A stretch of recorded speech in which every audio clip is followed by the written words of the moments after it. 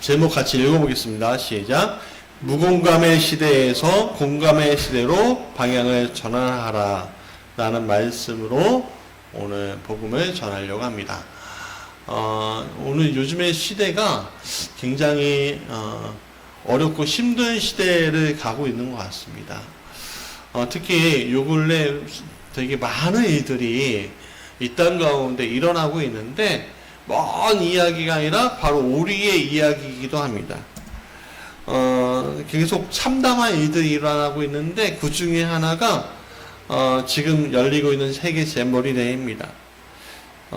세계 4만 3천 명의 청소년들과 지도자들이 모여서 전북 새만금에서 치러지고 있는데 벌써부터 온열 환자하고 코로나 환자가 무더기로 나오면서 이 대회를 폐쇄하느니 마느니 종용하느니 마느니 하는 일들이 계속 일어나고 미국, 영국, 싱가포르 대표단은 철수했다고, 그 대신 이제 다른 문화체험으로 대체했다고 하는 이야기까지 들리고 있습니다. 이 미디어에 따르면 1년 전부터 굉장히 위험합니다. 빨리 지원해 줘야 합니다. 또 몇 개월 전에도 그런 경고 신호들을 계속 보냈음에도 불구하고 주무장관들은 아무런 문제가 없습니다. 완벽합니다. 라고 말했다가 실제로 대회가 열리니까 완전히 망한 대회가 되었다. 그런 이야기가 들려오고 있습니다. 그리고 많은 말들이 오갔습니다. 어떤 장관은 달구어진 수돗물을 만지면서 온순해라고 말했답니다. 어떤 잼버리 관계자는 잼버리는 원래 고생하러 온 거예요 라고 얘기했다고 합니다. 왜 이런 말들을 할까 싶어요. 두 번째 사건은 계속 우리 이 수도권 지역에 칼부림 사건이 일어나고 있다는 겁니다. 불특정 다수를 향해서 이게 묻지마 범죄를 저지르는 사람들이 굉장히 많은데, 얼마 전 한 2주 전이었죠. 신림동에서 조선이라는 이름을 가지고 있는 청년이 아무 이유도 없이 주변 사람들을 찌르고 한 명을 살해하는 일이 일어났습니다. 그랬더니 요 근래는요, 서현역에서 자동차를 몰고 와고 사람을 치고 칼로 또 사람을 해치는 일들이 일어나서 13명이 죽고 다치는 일이 일어났습니다. 어제는 대전의 어떤 고등학교에서 예전에 학생이 스승을 칼로 찌르는 일도 일어났고요. 경찰에 의하면 42건의 칼부림 예고건들이 일어나서 총력으로 대응하고 있다는 이야기를 하고 있습니다. 그래서 역 주변에 경찰들이 장갑차를 세우고요, 총을 들고 다니는 일들이 지금 수도권에서 벌어지고 있다고 합니다. 그 밖에도 많은 일들, 서희초에서 교사가 극성 학부모의 민원에 시달려서 사망한 사건도 있었고요. 유명한 만화 작가가 부모가 특수학급 교사와 고소 사건을 통해서 시끄러운 일들이 일어나고 있는 것을 보게 됩니다. 이 다 우리 사회의 단면들이고 현재 우리가 경험하고 있는 일들입니다. 근데 이게 이런 일들이 계속 일어나면서 참 마음이 불안하고, 이게 혹시 내 일이 되지 않을까라는 생각도 듭니다. 우리 아이들이 이제 다 컸잖아요. 우리 아이들이 대중교통 이용하고 가다가 무슨 일이 일어나지 않을까라는 불안감부터 일어나는 것이 오늘 우리의 모습입니다. 근데 왜 이런 일들이 왜 우리 주변에서 우리의 사회에서 일어나고 있을까라고 질문하면서 얻은 답은 오늘 우리의 사회가 무공감의 사회가 되었기 때문이다. 무공감의 시대가 되었기 때문이다 라는 결론에 이르렀습니다. 제가 왜 무공감 사회라고 말하냐면, 오늘 우리의 자신이 우리 자신의 이익이 되지 않는 다른 사람들의 목소리에 귀를 기울이지 않은 상황의 시대가 됐다는 거예요. 아무리 말해도 답하지 않는 사회가 돼버리니까 결국 문제가 터지고 나서 외양간 고치는 사회가 오늘 우리의 사회의 모습이라는 거예요. 예.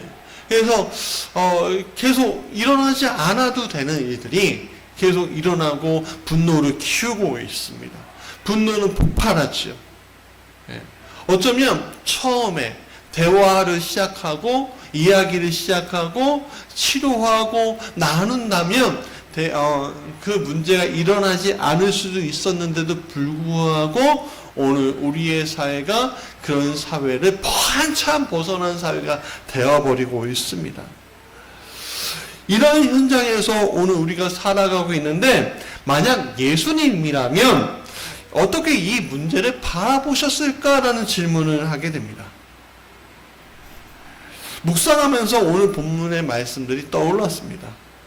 본문의 내용은 맹인이었던 바디메오가 예수님 때문에 눈을 떴다는 이야기와 부자이면서 세리장인 삭개오가 예수님을 만나면서 그도 아브라함의 아들이다라고 일컬음을 받았다는 이야기입니다.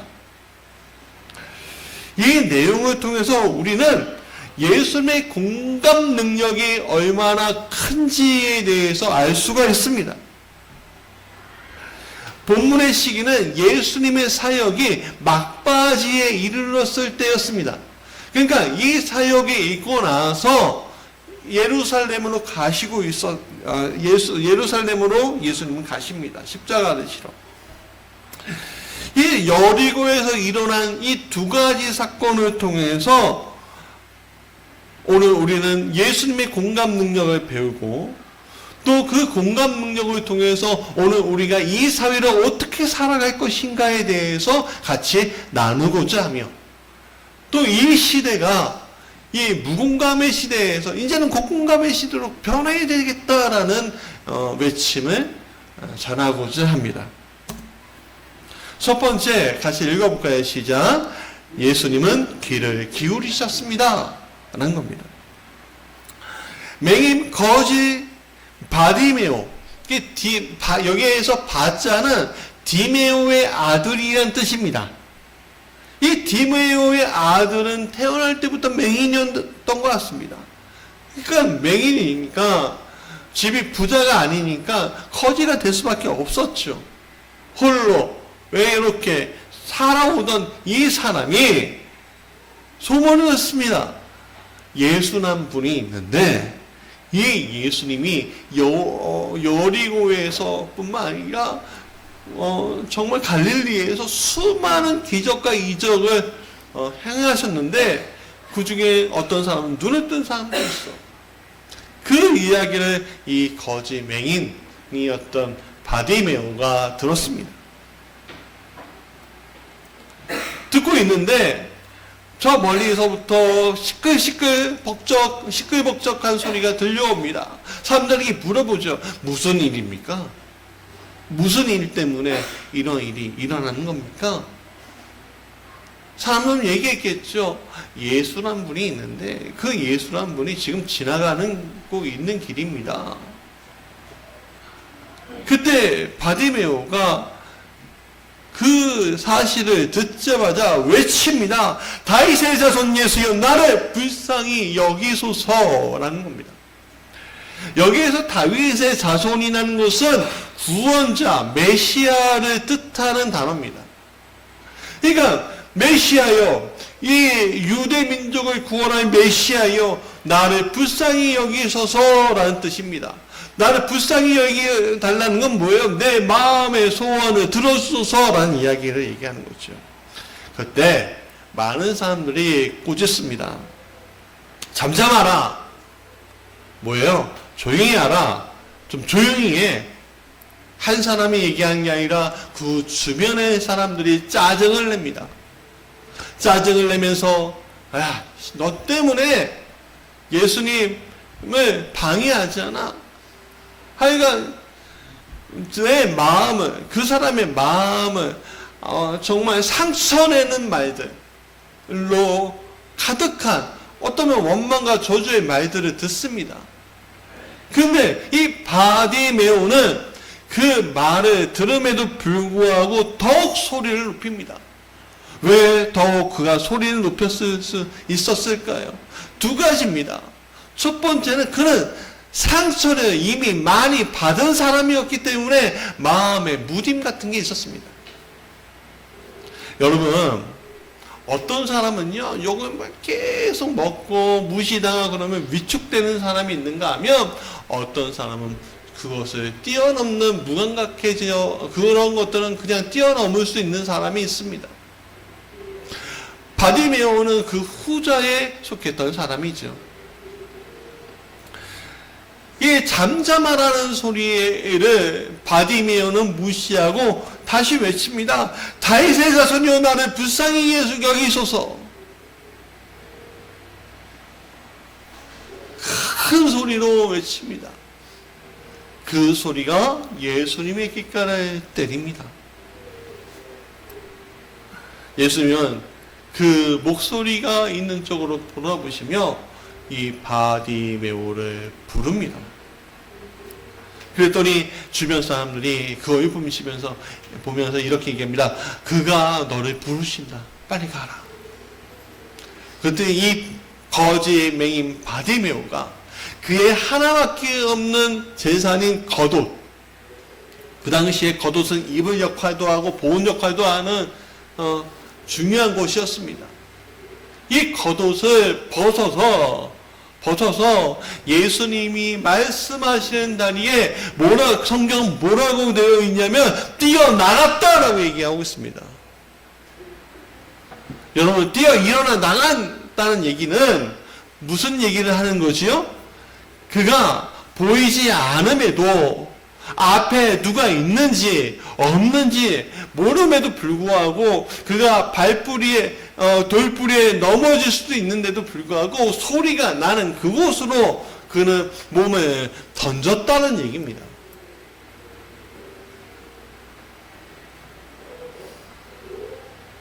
여러분, 이 바디메오의 모습은 어떤 사람입니까?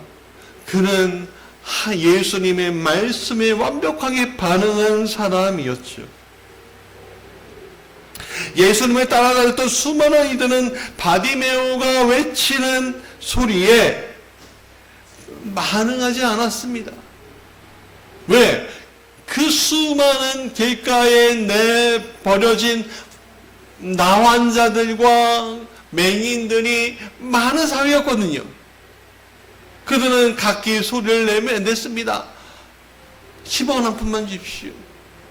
나 좀 도와주십시오. 먹을 거를 주십시오. 그러고 외치고 있었거든요. 그런데 이 바디메오는 외쳤습니다. 나를 불쌍히 여겨달라고. 수많은 소음 중에 하나로 치부된 그 말이 사람들에게는 들리지 않고 예수님의 귀에는 들렸다는 겁니다. 여러분, 세상은 작은 자의 목소리 귀를 기울여요? 기울이지 않아요? 기울이지 않습니다. 세상은 소외된 이웃의 말을 귀 기울이지 않습니다. 세상은 한번 망한 사람을 죄인 취급하는 곳입니다. 그들의 목소리에 공감하지 않습니다. 그저 자신에게 무엇을 얻어내고자 하는 귀찮은 소리로 들릴 뿐이지요. 사실 틀리지 않아요. 저도 일주일에 몇 번의 편지를 받습니다. 거의 공문이긴 하는데 그 중에 하나는요, 이상하게도 교회 주소를 알았는지 이렇게 합니다. 제 이름까지 쓰면서 이주원 목사님, 저는 교도소에 있는 아무개입니다. 제가 문제를 일으켜서 이렇게 했는데 저를 좀 도와주셨으면 좋겠습니다. 저희 통장에 유치금을 보내주시면 제가 어떻게든 좀 할 수 있겠습니다. 이런 편지에 수도 없이 나와요. 도와달라 라는 거죠. 아마 저한테만 보내는 게 아니라 많은 목회자들한테 보냅니다. 왜 보냈을까요? 효과가 있으니까 보냈겠죠. 효과가 있으니까. 근데 예전에는 그런 편지를 애써 무시했습니다. 지금도 잘 보지 않습니다. 왜냐하면 귀찮고 그들이 하는 수많은 편지 중에 하나이고 그 속에는 거짓말이 이만큼 들어가 있거든요. 나에게도 집중하기 어려운 상황에서 그런 편지와 메시지는 제 인생에 하등 도움이 되지 않는 메시지입니다. 그때 제 마음에 특이점이 왔습니다. 만약에 부자의 메시지였다면, 부자의 편지였다면 나는 과연 그렇게 반응할까? 유명한 사람의 전화 한 통이었다면 나는 그게 그렇게 반응할까? 예수님 시대에 만약에 나였다면 나는 정말 예수님의 제자로서 예수님과 같이 바디메오의 목소리를 바디메오가 나를 불쌍히 여기소서라는 그 목소리에 귀를 기울일 수 있었을까? 아니면 잠잠해 조용히 해 라고 외치는 자리에 있었을까? 저는 후자였던 것 같습니다. 후자일 것 같습니다. 그러나 예수님은 달랐다는 거죠. 당시 수많은 목소리 중에 바디메오의 목소리도 묻히는 목소리였을 것을 뻔한데도 예수님은 거지 맹인 바디메오에 반응하셨고 그를 부르셨습니다. 예수님은 오늘 이 시대에도 만약에 계셨다면, 그분이 육신으로 계신다면 어떻게 반응하실까요? 그분에게 목소리는요, 권력자의 목소리든 가장 낮은 자의 목소리든 다 하나님의 자녀가 울부짖는 소리로 들리셨을 것을 저는 분명히 알게 됩니다. 그래서 예수님의 그 귓가는 항상 자애와 은혜가 넘치는 것이죠. 오늘 우리의 현장에 예수님이 계시다면 어떠실까요? 과연 소외된 이들의 수많은 목소리를 외면하시면서 자신의 길을 가셨을까요? 아니겠죠. 한 사람 한 사람의 이야기를 들어주시고 이리 오라 하셨을 겁니다. 그 증거가 있어요. 뭔지 아십니까? 제가 오늘 제게 이리 오라라고 주님은 말씀하시기 때문에 그렇습니다. 사랑하는 여러분, 예수님은 여러분의 목소리에 귀 기울이고 있다는 사실을 깨닫는 이들이 계시다면, 여러분 다른 이들의 목소리에 귀 기울일 수 있는 힘이 이미 있는 존재라는 사실을 여러분 잊지 마시기 바랍니다. 오늘 우리는 권력자의 목소리를 따라가는 것에 당연시하고 소외된 자의 목소리를 애써 외면하는 시대에 살고 있습니다. 이런 시대에 오늘 우리가 길을 열어야 될 대상들은 누구일까요? 권력자가 아닌 소외된 이웃들, 소외된 사람들의 목소리가 오늘 우리의 귓가에 더 들려야 할 줄 믿습니다. 두 번째, 같이 읽어볼까요? 시작. 예수님은 주변의 이야기를 들으셨습니다. 두 번째 본문에서 예수님은 여리고 들어가시면서 삭개오를 만난 이야기였습니다. 여리고의 세리였던, 이 여리고성의 세리였던 삭개오는 키가 작았던 탓에 앞서 나가서 예수님 보고자였습니다. 그래서 앞서 나가서 막 달려가서 사람들이 없는 곳에 이르러서 돌 무화과 나무 위에 올라가서 예수님을 보고자 했습니다.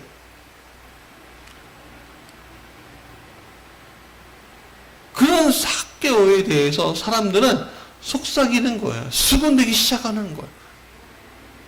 눈에 띄는 좋은 옷을 입고 나무가에 올라갔다는 것은요, 마치 부자가 서민 흉내 내는 거하고 똑같았습니다.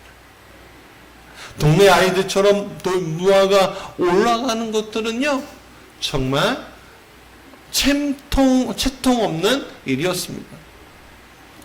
사람들은 수근거렸겠죠. 저것 봐. 저기 삭개오 봐. 세리장 삭개오네. 죄인이네. 저것 봐. 저 나쁜 놈이 왜 돌무와 나무에 올라가 있지? 하면서 사람들은 수군대기 시작했죠. 예수님은 그들의 이야기를 통해서 나무에 올라간 이가 삭개오이고 부자이면서 세리장이었다는 사실을 알게 되셨습니다. 그리고 이렇게 말씀하셨죠. 삭개오야, 속히 내려오라. 내가 오늘 내 집에 유하여야겠다. 여러분, 누군가를 이해하기 때는 그 사람의 목소리만 듣는 것이 아니라 주변 상황들의 목소리도 듣는 것이 중요합니다. 다른 사람들이 그에게 하는 말이 무엇인지 살펴보는 것도 되게 중요하다는 거예요. 이것은 그를 정죄하기 위해서가 아니라 그 사람이 어떤 사람인지, 어떤 필요가 있는 사람인지 알고자 하는 겁니다. 예수님은 의인을 부르러 오신 것이 아니라 누구를 부르러 오셨다고 했어요? 그렇죠. 죄인을 부르러 오셨잖아요. 예수님은 세리장 삭개오가 죄인으로 취급받았다는 사실을 이미 알고 있습니다. 그럼에도 불구하고 그의 집에 거하겠다는 것을 말씀하십니다. 사랑하는 여러분, 오늘 우리가 다른 이들 평가하는 것에 대해서 때로는 거부감이 들기도 하고, 내 마음에 안 들 경우에는 귀를 그냥 닫아버리기도 하고, 내 마음을 이야기하는 것에 대해서 입을 다물어 보기도 합니다. 그런 모습은 내가 오늘 치유해야 할 저 사람에 대해서 온전하게 살펴보지 못하는 일들을 하게 되는 거예요. 그럴 수 있죠. 왜요? 어떤 일이 일어나는 거예요? 그냥 나는 선입견을 가지고 저 사람을 대하는 거 아니겠어요?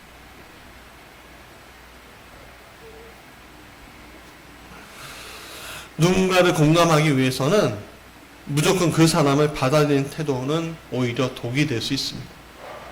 사실 제가 조금 과공감이 있어요. 사실 그러다 보니까 어떤 일이 일어나면 좀 실수하는 일들이 좀 있었습니다. 그러니까 저 사람에 대해서 이야기하는 것들에 대해서 정보를 닫아버리면 그래서 안 돼요. 왜? 저 사람은 이미 어떻게 평가받는지에 대해서 알아야지 이 사람의 진정 어떻게 치유할 것인가 또 알게 되는 거거든요. 그래서 우리는 사람의 정보에 대해서 놓치는 부분이 없어야 합니다. 그의 삶의 모습들이 어떤 상황 속에서 이루어졌는지 알려고 할 때 우리는 진정으로 예수님과 같이 공감할 수 있게 된다는 거예요. 자, 세 번째. 같이 읽어볼까요? 예수님은 그들의 아픔을 같이 느끼시고 고쳐주셨습니다. 맹인 바디메오도 세리장 삭개오도 단점투성이의 죄 많은 인간이었습니다. 한쪽은 거렁맹이 옷을, 한쪽은 부자의 옷을 입었지만 예수님의 입장에서는 그들은 모두 하나님의 자녀였습니다.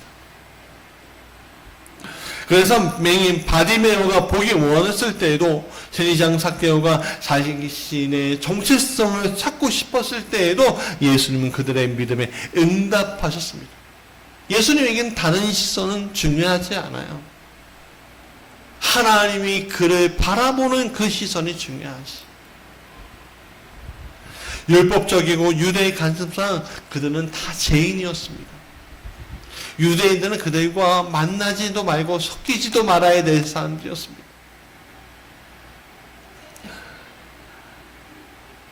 그래서 사람들은 그들을 만날 때마다 정죄당하기도 했습니다. 그러나 예수님은 과거의 옛 구습에 연연하지 않으시고 그들의 삶 속에 오셔서 그들을 해방시켜 주셨어요. 사도 바울은 이러한 예수님의 방식에 대해서 이렇게 얘기해요. 같이 읽어볼까요? 고린도후서 5장 17절 시작. 그런즉 누구든지 그리스도 안에 있으면 새로운 피조물이라. 이전 것은 지나갔으니 보라 새 것이 되었도다. 공감한다는 것은 이전 것, 즉 죄의 문제로 선입견을 가지고 그 사람에 대하던 그 모든 것에서 새 것, 그리스도의 눈으로 새롭게 보고 느끼고 함께 한다는 것을 얘기합니다. 예전에 구습에서 벗어나서 새로운 마음으로 그 사람을 대할 수 있는 것, 그거 무공감의 마음에서 공감의 자리로 가는 것, 그것이 새로운 피조물의 모습이라는 거예요. 그리스도인은 이러한 예수님의 공감 능력에 의해서 새롭게 된 사람들을 이야기하고 있다 라는 것이 성경의 이야기입니다. 사랑하는 여러분, 오늘 우리는 이 시대를 살아가면서 정말 새롭게 되기를 원하고 있지요. 예전에 내 것은 버리고 새롭게 된 나의 모습을 보고 싶습니다. 그런데 우리가 잊지 말아야 될 것은 뭐냐면 오늘 우리는 이미 새롭게 되었다는 겁니다. 언제부터요? 내가 예수를 믿게 된 이후부터, 예수가 나와 함께한 그 순간부터 우리는 새롭게 되었습니다. 근데 왜 우리가 계속 죄인이냐고요? 우리는 죄인이 아니라 그 죄에서 의롭게 되게 만드신 예수의 피의 보혈이 내 안에 적신 상태입니다. 우리는 그냥 옛것을 그냥 버리기만 하면 되는 겁니다.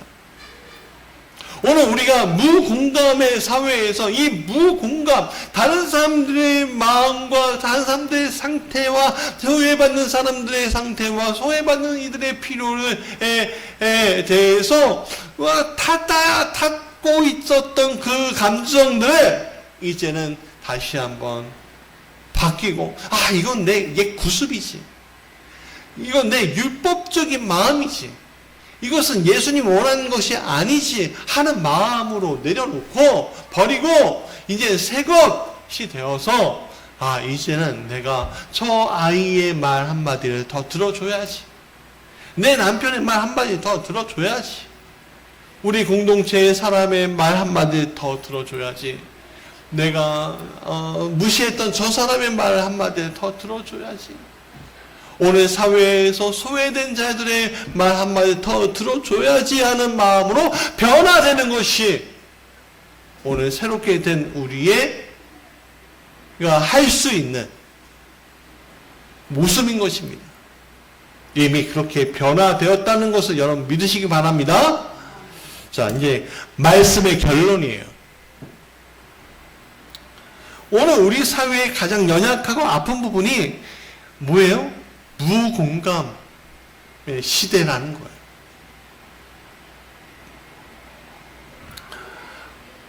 사람은 다른 사람의 공감 앞에 자신의 마음을 열게 되시오. 그러나 이러한 공감의 가정들이 우리 사회에서 점차 사라지고 있습니다. 오늘 우리의 사회는 사람들과 공감하는 대신 그냥 뛰어나게 너가 공부를 잘해서 좋은 대학에 가서 법조인이 되거나 의사가 되거나 하여간 어떤 유망한 기술자가 돼서 너가 저 사람들 다스려야지 라고 이야기합니다. 여러분, 저 사람들 다스려야지 하는 마음이 아니라 함께 해야지 하는 마음으로 바뀌어야 하는데 사회는 계속적으로 그런 형태로 가고 있습니다. 그러다 보니까 어떤 일이 일어납니까? 부딪힙니다. 어떻게 부딪히죠? 내 목소리에 귀를 기울이지 않는 악소리라는 그 목소리와 내가 지배하고자 하는 욕구가 만나서 문제를 일으키는 겁니다.